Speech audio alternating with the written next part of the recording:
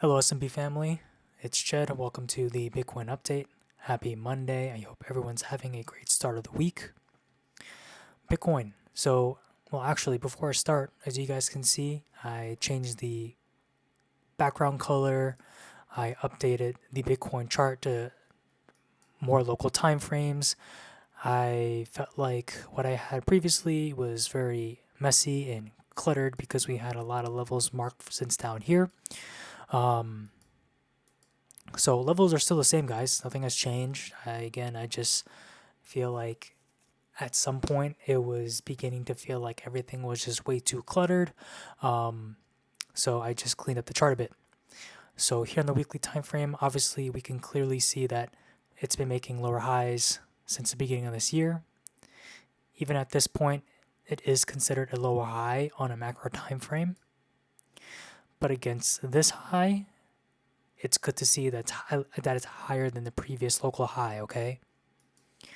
So it did end up rejecting this weekly downtrend, which has been marked since July. And on the weekly time frame, where is the next support that we can see?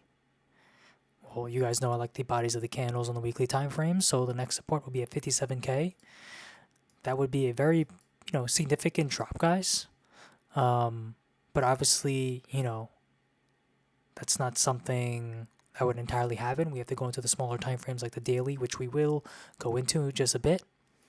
But, technically speaking, TA wise, the next support is at the 57K range. If you want, you can extend it to the wick, which, is a lot of room, a lot of space to account for. That is the 59K range. But in a case where the wick is this long, it's better off to just look at the daily. Okay. But clearly, there's nothing else but the support at 57K. So let's go in the daily time frame and see what we're working with, right? Okay. All right, as you guys can see, everything, all these red lines, right? If you go from weekly to daily, they just sort of just popped out, and that's because I pretty much save templates, right? I save templates so they have certain rules and they show on certain time frames. That way, again, it just looks a lot more cleaner, and so you guys don't get confused as well. So starting from left to right, we have this daily downtrend, right? This has been marked since the beginning here, which was in March, and the second point is in May, and you can see that it's just been pretty much respecting this downtrend since.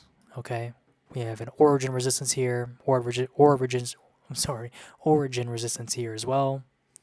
You can mark one right here as well, the top and the body of the candle, right? Let me just make sure this is the template. Daily tested. Okay, perfect. We have an origin level here. We have the wick over here and the body here. Okay, great. Here you can see Bitcoin actually attempted to hold this resistance. What was once a resistance now becomes a support. As you can see, it actually attempted to hold it, right? But the following candle after that was a red candle signaling a move down. And initially, you would have had marked your supports, right, in this daily range. However, this broke right through it and ended up holding the low of this swing low, okay? This breaking this local daily uptrend, right, signals that there could be a possible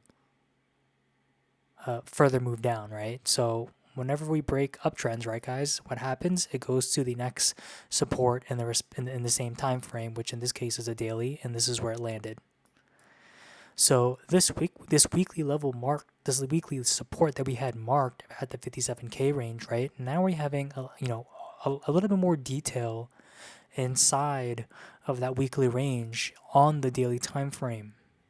Okay, now we have, we zoomed in with the magnifying glass, and now we can see more supports, right? Daily supports, which in my opinion, daily supports, again, are relatively strong supports, right? So that's why I like to shuffle between the 4-hour, daily, and the weekly. But on the daily so far, right, obviously we clearly see there's no reason to go on the 4-hour. We clearly see it's breaking below a daily uptrend. It's hitting a daily support. If this daily support breaks, it's going to the 58, 59K region, period. Okay? Not 58K, 59K region. Right? 58K is down here, 57, 58. So we can see how important this support is, because if it breaks on the downside, we have all this space to work with. I mean, obviously we can, do the last bottom peak before the move up again, which is a type of support. However, these generally don't really hold, moves very often, but it is a support. So if you are less risky, more conservative, you want to make sure your buys go in, then this would be a very, very local daily region. Okay. Even here, we have a daily support. I had forgot to mark, but because it's so closely in line with this weekly, honestly, you could, find support anywhere within this region if you'd like. But overall, I think what I want you guys to focus on is this daily support, right?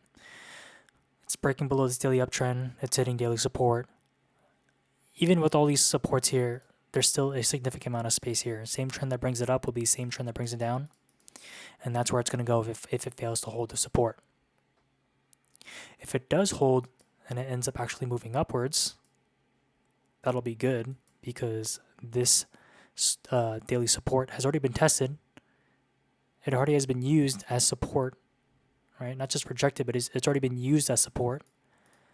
So if there's another move up, this daily resistance is more likely to break, okay?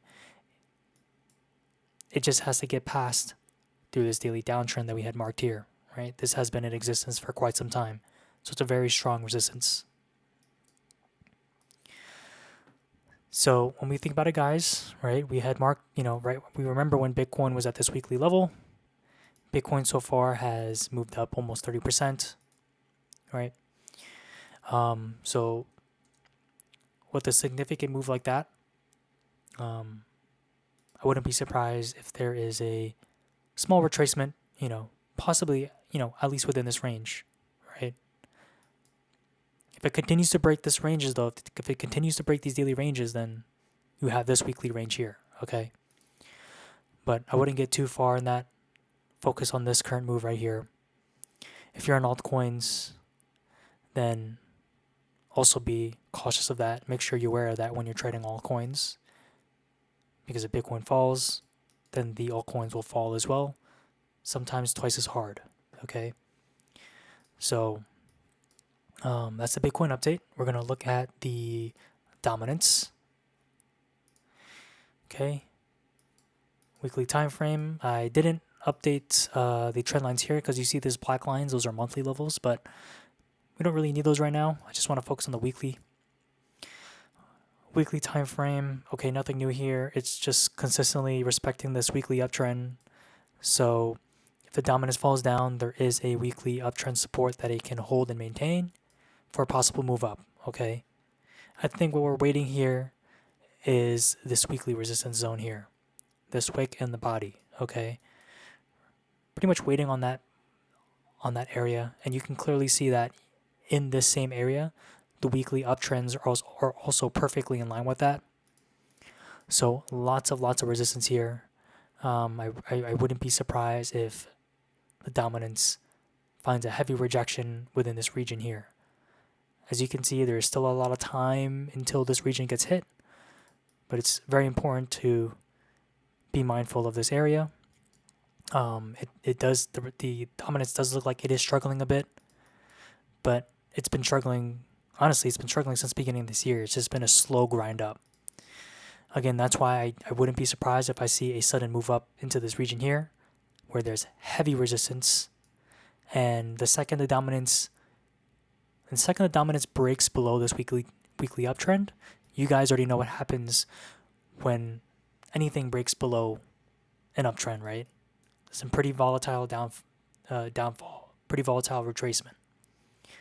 So Yep, so just be very mindful of this area, and as it gets closer to this area, and then, also be mindful of DXY. DXY, guys, the daily, this is pointless now. We can delete this daily, right? I marked these dailies out for anyone that wants a closer look into the price action, right? But again, like I said, if it's breaking below a weekly uptrend, right, it's most likely going to go to the next weekly.